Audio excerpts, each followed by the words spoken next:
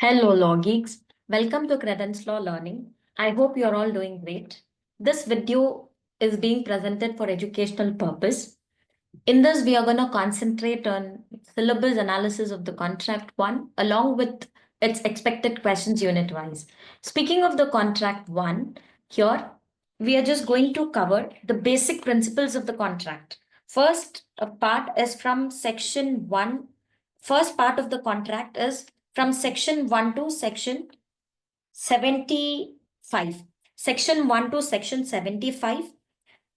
In total, we are going to discuss 6 chapters of contract law. Contract Act of 1872. Now, from the first unit, we all need to first understand what is a contract. Contract is a legally binding agreement between two or more parties which give rise to the rights and obligations. Now, I use the term agreement. What is agreement? It is section 2 clause E of the Contract Act of 1872 defines the term agreement as agreement is every promise and every set of promises forming the consideration for each other is an agreement. Then comes proposal. Proposal, offer.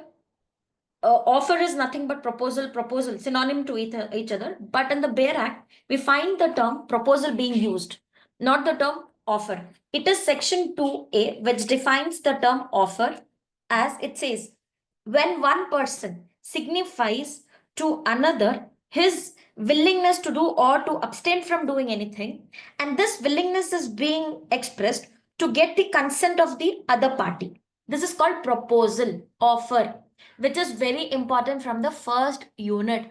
Offer, elements of offer, types of offer. Then comes the next concept. Section 2B defines the term propose or acceptance. When the person to whom the proposal is made signifies his assent, then the proposal is considered to have been accepted. So the proposal, when accepted, becomes a promise. From the first unit, you people have to focus on 2E, definition to the term agreement. Second, 2A, which defines the term proposal. 2B defines the term acceptance. And 2D defines the term consideration. It's a consideration is when at the desire of promiser, the promisee and any other person have done something, doing or abstaining themselves from doing something, then that is called as a consideration. There is something called, this is again very important concept, there's something called privity of contract. Privity of contract is a legal principle which emphasizes that it is only the parties directly involved in the contract will have the rights and obligations under the contract. That's the privity of contract. So when we talk about privity of contract, in this privity of contract, we have certain exceptions given. So what are the exceptions when it comes to privity of contract? In case of trust, in case of family settlement, in case of marriage contracts, in case of assignment of a contract, estoppel of acknowledgement, in all this, privity of contract is exempted. So dear students, from the first unit, prepare for what is a contract, what are the elements to the term contract, next what is offer. You people are supposed to give exact definition given in the Bare Act. 2A defines the term proposal, that is offer. 2A offer, elements to the term offer, types of offer. Second question. Third question, give importance to what is acceptance, what are the types of acceptance. It's not types, it's elements to the acceptance. Then what is consideration, essential elements to the consideration. And what the object, when the object of consideration must be lawful, and any object which is unlawful, then the consideration becomes, the contract in itself becomes void. And then an agreement enforced by law is a contract. If you get a question this way, an agreement which is enforced by law is a contract, then you people are supposed to give elements to the term contract. Then we have consideration, acceptance. E-contract is important for the short note. Then an agreement without consideration is void. From the consideration part, you people have to prepare for 2 questions. One is elements to the term consideration. An agreement without consideration is void. So this is all about from the first unit.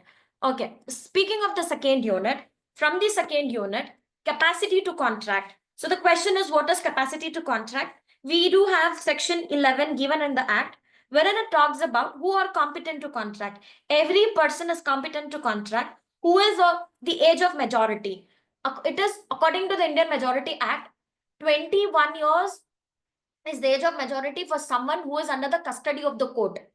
But usual practice is 18 years. 18 years is the age of majority.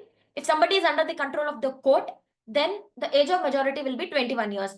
So any person who have reached the age of majority, who is of a sound mind, who is not disqualified from contracting by any law, is competent enough to enter into a contract. This is important. Then comes consent. What is a consent?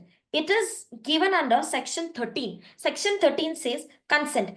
When two or more persons are said to consent, when they agree upon the same thing in the same manner.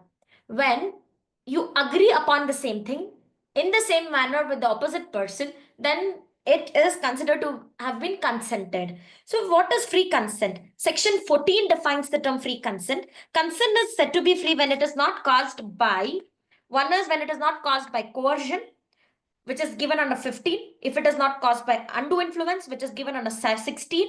Fraud, which is given under 17. Misrepresentation, which is defined under 18. Mistake, which is defined under 20, 21, and 22. So dear students, from the second unit, give importance to competency of the contract. In this competency of contract, minors agreement is important. Minors agreement, any contract which is entered with the minor cannot be enforced in future. And what are the effects of the minors agreement? What is consent, free consent? So free consent, consent, undue influence, coercion, mistake, misrepresentation, fraud. In all this, we can expect one long note question. So this is, and these are the question series: minors agreement and legality of the contracts. Mistake, like you people have to just give importance to section 15, 16, 17, 18, 20, 21, and 22. Then comes agreement and restraint of trade. What are the exceptions to this particular point? That is again very important question. Then comes the third unit. In the third unit, time and place of contract. When we talk about this time and place of contract, this concept of time and place of contract is given under section 46 to 50, time and place of performance. Then comes impossibility of contract. Impossibility of contract is very important, which is also called as doctrine of frustration. It is also called as doctrine of frustration. Okay, it is section 56 which deals with impossibility of performance. The agreement here, where agreement becomes impossible to be performed, then that is called as doctrine of frustration. I'll just give you one simple example. Here, A agrees with B to discover treasure by magic. Now, this agreement is unrealistic in nature. It's not realistic in nature. It is impossible to perform. You cannot agree to give life to someone by doing magic. That's not possible. It's impossible to do. That is impossibility of performance, which is given under section 56.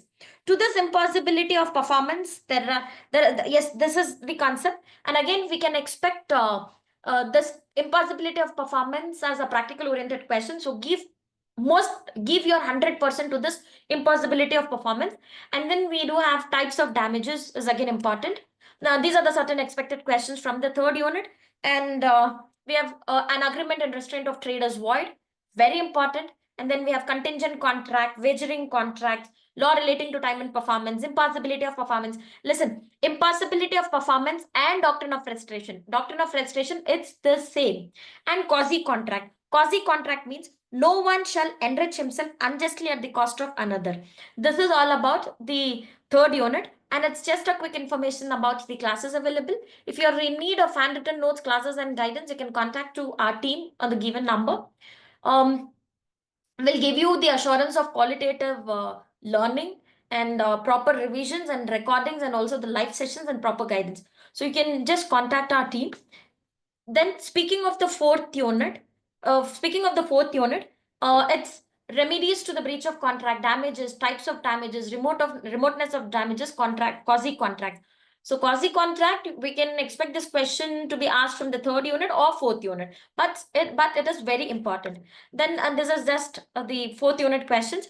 We have doctrine of frustration, breach of contract, finder of the good, types of damages, anticipatory breach of contract, and remoteness of damages. And then fifth unit is about the specific relief act. Speaking of the specific relief act, you people have to do what is specific relief, types of specific reliefs, and movable, what are the provisions relating to recovery of movable property, recovery of movable property can be asked as a separate 10-mark question. And then movable can be asked as a separate 10-mark question. And then what contracts are enforced, specifically enforced, what are the types of remedies available, and what is injunction, what contracts can be specially enforced, and then cancellation of instrument, by whom and against whom the specific performance of contract can be claimed. So this is all about the question series of the contract one from first unit to fifth unit. All the best for your exam, and if you have any queries, you can contact to our team. All the best. Do not panic.